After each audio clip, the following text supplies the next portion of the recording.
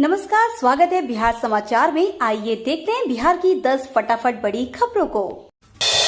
बिहार में एनसीसीएफ बेचेगा सस्ता प्याज। क्या आप भी प्याज की बड़ी कीमतों को लेकर परेशान हैं? क्या प्याज खरीदने में आपकी आंखों से आंसू निकल रहे हैं? तो घबराने की आवश्यकता नहीं है। बिहार में आज से 25 रुपए किलो प्याज बेची जाएंगे। कीमत को नियंत्रित करने के लिए भारतीय राष्ट्रीय उपभोक्ता सहकारी संघ राज्य में 25 रुपए किलो प्याज बेचेगा। आज पटना के मीठापुर में इसकी शुरुआत की जाएगी। प्याज लदी पिकअप वैन पटना की गलियों में भी घूमेगी, जहाँ से लोग सस्ती दर पर प्याज खरीद सकते हैं। जीविका दीदी पर मेहरबान, सीएम नीतीश कुमार का एक और तोहफा। बिहार सरकार जीविका दीदी पर मेहरबान है। अब तक बिना किसी ऑफिस के सरकारी कामों में हाथ बटा रही जीविका दीदी को सरकार ने दीपावली से पहले बड़ा तोहफा दिया है।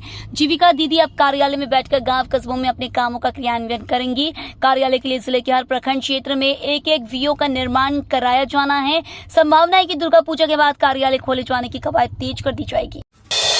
मध्य प्रदेश विधानसभा चुनाव में जदयू ने 5 और प्रत्याशी दिए। प्रधानमंत्री नरेंद्र मोदी के खिलाफ देश भर के भाजपा विरोधी दलों को जोड़कर इंडी अलायंस के सूत्रधार बिहार के मुख्यमंत्री नीतीश कुमार की पार्टी जनता दल यूनाइटेड ने मध्य प्रदेश विधानसभा चुनाव में न केवल भाग्य आजमाने का ऐलान किया, बल्कि झटपट अब दूसरी सूची भी जारी कर दी है।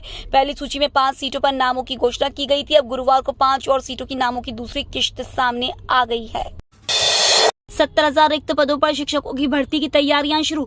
राज्य में शिक्षकों की करीब 70,000 रिक्त पदों पर जल्द बहाली होगी। सरकार शिक्षक नियुक्ति परीक्षा के दूसरे चरण की तैयारी में जुट गई है। शिक्षा विभाग ने शिक्षक भर्ती के अगले चरण में इन 70,000 पदों पर नियुक्ति के लिए सामान्य प्रशासन विभाग को बुधवार को अधियाचना भेज दी। सामान्य प्रशासन विभाग के माध्यम से अधियाचना बिहार लोक सेवा आयोग को भेजी जाएगी। मध्य माध्यमिक और उच्च माध्यमिक विद्यालयों के शिक्षकों की नियुक्ति इस चरण में होनी है। इनमें माध्यमिक उच्च माध्यमिक शिक्षकों के 37,710 पद हैं। वहीं मध्य विद्यालय के शिक्षकों के 31,982 पद हैं। बीपीएससी शिक्षक बहाली परीक्षा में फंसेगा कानूनी पेच। अभ्यर्थियों ने की पटना हाईकोर्ट में जाने की तैयारी। बिहार लोक सेवा आयोग द्वारा हाल ही में कराई गई शिक्षक बहाली परीक्षा के रिजल्ट पर हुए विवाद के बाद अब कानूनी पेच फंस सकता है। इस भर्ती प्रक्रिया में गड़बड़ी के आरोप लगाने वाले शिक्षक अभ्यर्थियों ने अदालत का दरवाजा खटखटाने की तैयारी कर ली है। परीक्षा में असफल हुए अभ्यर्थी निष्पक्ष जांच की मांग को लेकर पटना हाईकोर्ट में बीपीएससी और नीतीश सरकार के खिलाफ रिट दाखिल कर सकते हैं।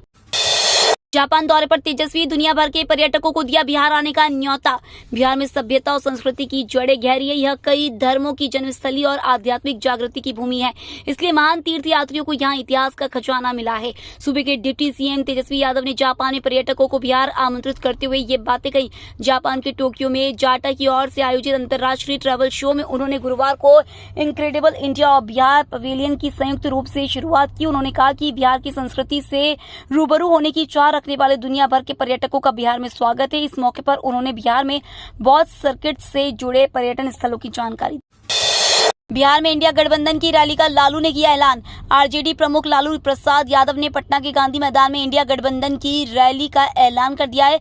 लालू यादव ने एक बार फिर बीजेपी पर जमकर हमला बोला है। पटना के सदाकत आश्रम में गुरुवार को श्री कृष्ण सिंह जयंती समारोह का उद्घाटन करने के बाद लालू ने अपने ही अंदाज में केंद्र सरकार पर हमला बोला। लालू ने कहा कि बीजेपी देश की जनता को धोखा देकर सत्ता में आई। बीजेपी ने कहा था कि विदेशों में जमा काला धन वापस आएगा। लालू ने कहा कि मैंने भी बैंक में खाता खुलवा लिया, अब कहते हैं कि वहाँ खाते में पैसा ही नहीं है। सीमा हैदर को बताया भारत की जासूस। फिल्म कराची टू नोएडा का ट्रेलर हुआ रिलीज। नोएडा में रहने वाले सचिन के प्यार में पड़कर अपने 4 बच्चे के साथ पाकिस्तान से भारत आई सीमा हैदर पर बन रही फिल्म कराची टू नोएडा का ट्रेलर रिलीज हो गया है। जानी फायरफॉक्स ने 3 मिनट का ट्रेलर रिलीज किया है। ट्रेलर में सीमा हैदर के किरदार का नाम साइमा हैदर रखा गया है। सीमा के अलावा ट्रेलर में उसके पाकिस्तानी पति गुलाम हैदर, सचिन समेत कई अन्य किरदारों को भी दिखाया गया है।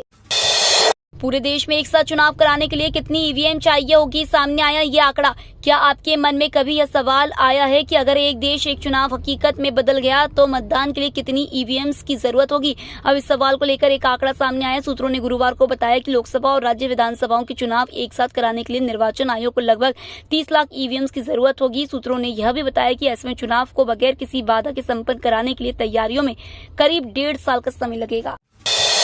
केंद्रीय मंत्री मनसुख मंडाविया बोले, समाज के हर वर्ग तक पहुंचाएंगे बेहतर स्वास्थ्य सुविधाएं। समाज के हर वर्ग तक बेहतर स्वास्थ्य सुविधाएं देने के लिए प्रधानमंत्री नरेंद्र मोदी काम कर रहे हैं। यह कहना है केंद्रीय स्वास्थ्य मंत्री डॉक्टर मनसुख मंडाविया का। बुधवार को नजफगढ़ में ग्रामीण स्वास्थ्य प्रशिक्षण केंद्र अस्पताल का उद्घाटन करते हुए उन्होंने कहा कि प्रधानमंत्री की बुद्धिमत्ता से नजफगढ़ के लोगों को विश्व स्तरीय अस्पताल संजीवनी के रूप में उपलब्ध हुआ है। देश जब अपनी स्वतंत्रता की 100वीं वर्षगांठ मनाएगा, हमारी कोशिश है कि तब तक भारत एक विकसित राष्ट्र बन जाए।